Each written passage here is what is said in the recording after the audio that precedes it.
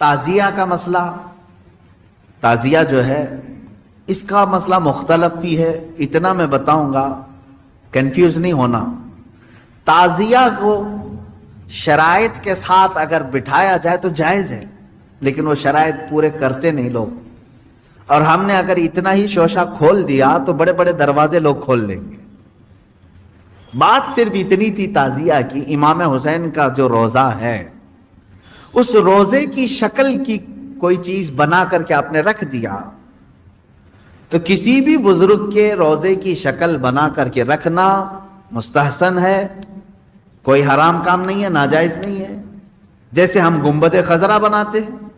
خانہ کعبہ بناتے ہیں،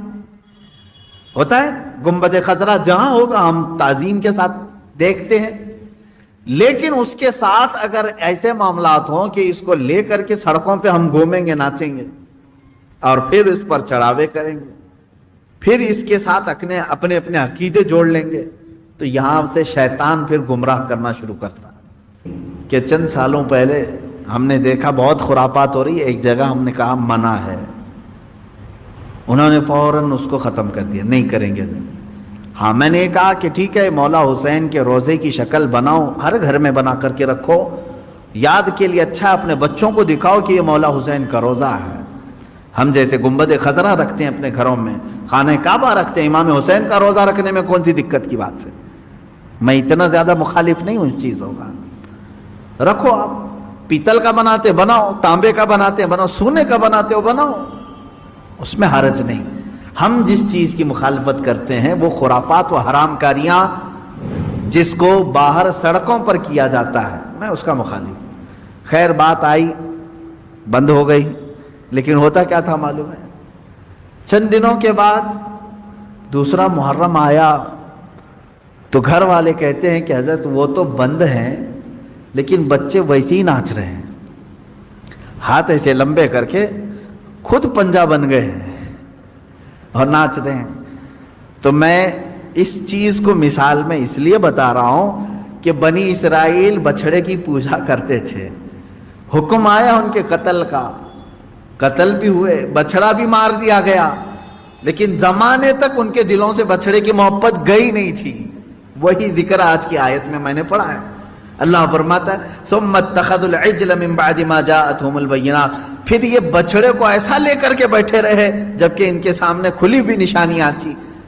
وَأُشْرِبُوا فِي قُلُوبِهِمُ الْعِجْلَ، اللہ فرماتا ہے ان کے دلوں میں ایسا لگتا ہے بچڑا پلا دیا گیا ہے، پی گئے ہیں بچڑے کو، اتنی محبت تھی، جبکہ روشن آیتیں اور دلیلیں دیکھی۔ تو خلاصہ یہ ہے میرے عزیزو، کہنے کا مطلب کہ بعض چیزیں گمراہیاں ایسی ہیں جن کو چھوڑنے کے بعد بھی وہ کچوکے لگاتی رہتی ہیں،